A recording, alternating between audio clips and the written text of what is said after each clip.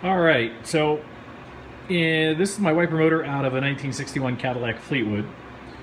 Um, my wipers quit working on me, and I knew some of the issues that these wiper motors typically have. In particular, it's a ground strap issue most often. That's how I discovered that my wiper motor still worked, was I had a ground strap issue, and I fixed it, but then it had stopped working again. Before I even took this motor out, I went through the normal checks, fuse, switch, trying to jump the box or motor itself, and I couldn't get it to work. So I decided to pull it out and take a look at it. Now, before I get started, just a couple things that I would like to recommend to everyone. This is my hobby, and I really love what I do, but it's so much more enjoyable when you kind of put your tools together, be organized, be mindful of where you're picking up and putting your tools back again, and having a nice clean workbench, especially when working on something with intricacy like this. It will yield you a much more enjoyable experience, and will allow you to pick up and learn a little bit more. Enough of that. So before I even get into the wiring and how to test a motor, I just wanted to point out some of the things that I learned, so that when you're looking inside of your motor, potentially you will understand what you're looking at and not have to go through the rigors that I did on, okay, how does this work, which honestly isn't bad for me. I love this stuff. So when looking inside the motor, obviously we've got our motor arm here with the drive gear, and this is the main drive gear. This is like a worm gear, drive gear for the actual armatures on the motor. This whole piece here, along with this and this spring, are the park mechanism. So when your wipers are done, you'll notice, like on my 61 Cadillac, the wipers are wiping, and then when they stop, they come to a point and then rest down below. It's really pretty and kind of trick the way they do that. This mechanism is how that happens. This is the park paw. Over here, this is a electromagnetic motor. I'm sorry, a magnet. Electricity comes to this magnet and makes the rod inside magnetized, which draws this arm up. This here is a switch, and this one happens to work, I believe, in two different directions, this way as well as down here, and I'll show you more about that.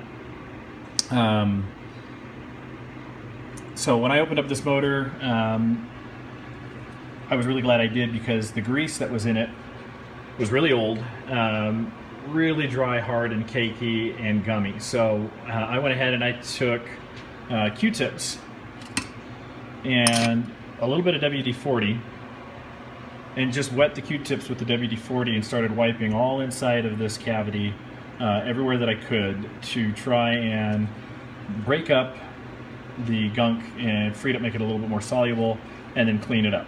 And once that was done, I took a little bit of white lithium grease and also used the Q-tips to try and coat all of the different surfaces I possibly could with some new white lithium, so that everything works smoothly and I protect it from any additional wear. So the way these wiper motors work is they have a high and a low setting. They have a constant power, and then they have a case ground. And I will show you. I'll actually use this, I think, to prop this up a little bit. Pardon me, the video is going to shake. Let's see here. One hand's hard. This is what you get for not being as prepared. Okay.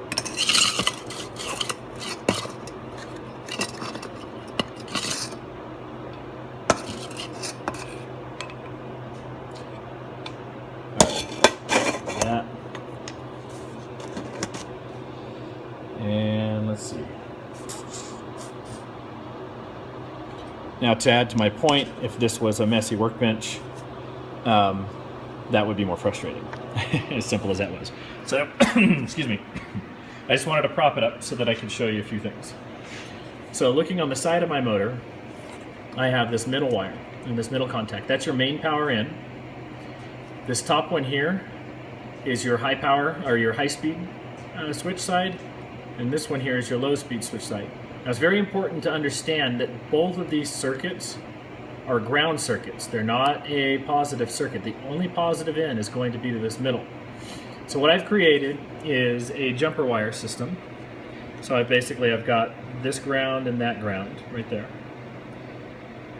that loop up and connect to chassis ground or body ground. And then this ground wire here is going to my test lead to a 12 volt. This happens to be a Makita 12 volt battery for one of my tools. I've got this great scope that works really well. By the way, don't think I was using the Sawzall to do any of the window wiper motor work. I'll throw a little disclaimer out there. No Cadillacs were harmed during the process of this film. I'm doing a few other things around here. I'm building a patinaed 67 GMC short bed fleet side, and currently I'm working on my wiper for the daily driver. So back to this. I've got my positive wire in and my negative wire in to the battery. This battery happens to have a, looks like C1 negative and C3 positive, and what I'm assuming that means is cell 1, as this is a 3-cell battery, to cell 3 coming off the positive, so you're running those batteries in there in a series so that you get 12 volts. I ran those out. I connected my test lead to the pump itself and ran the ground from the battery to the chassis ground, and also bolted in this ground. So the way that this works is like this. So we've got everything hooked up. The first circuit that you always activate is going to be the, I believe it's the low speed or high speed, we'll see, hold on. Yeah, it's a low speed, okay. So what you do with the low speed on,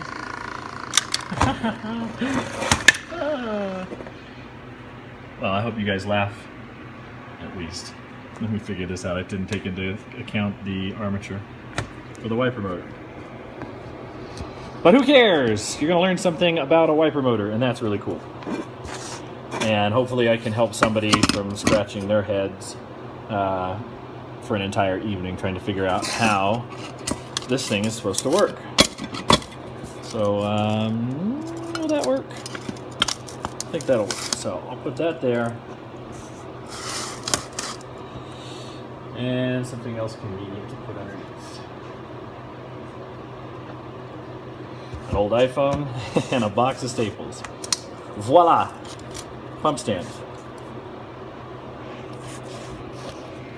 Alright. So now again, I hook up the low speed setting. And a good chance to show you this. So here it is in low speed.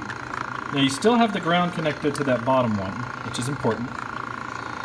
When you turn your wipers on and go to high, essentially you're going to cut out the ground of that bottom plug and be left with just this top plug, which gives you your high speed. When you turn it off, you essentially go out of high speed, which reconnects this ground and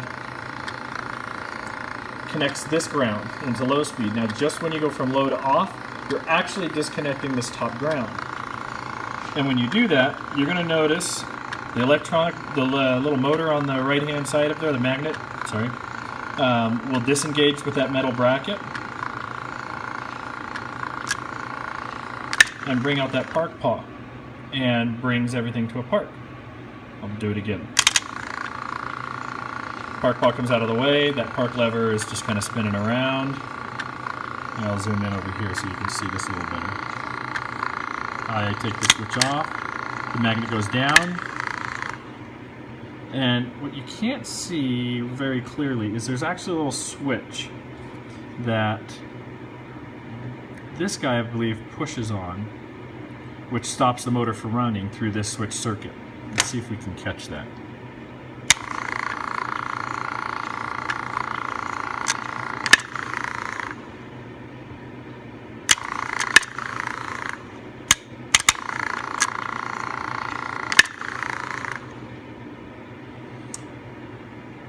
Not quite sure. But somehow it disconnects it, I think, by actually manipulating this arm here. So you're in high speed, or you're in low speed here. We'll leave that connected. And then let me disconnect this bottom ground to initiate high speed. I'll show you that.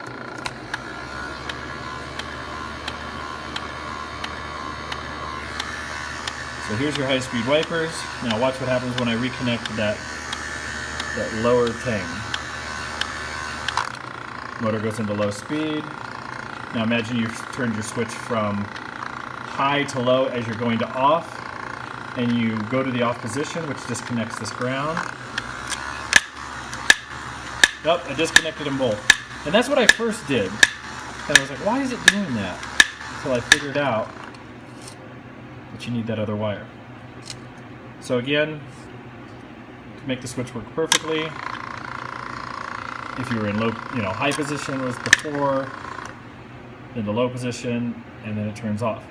That shows me that the motor is working properly, and everything should be fine.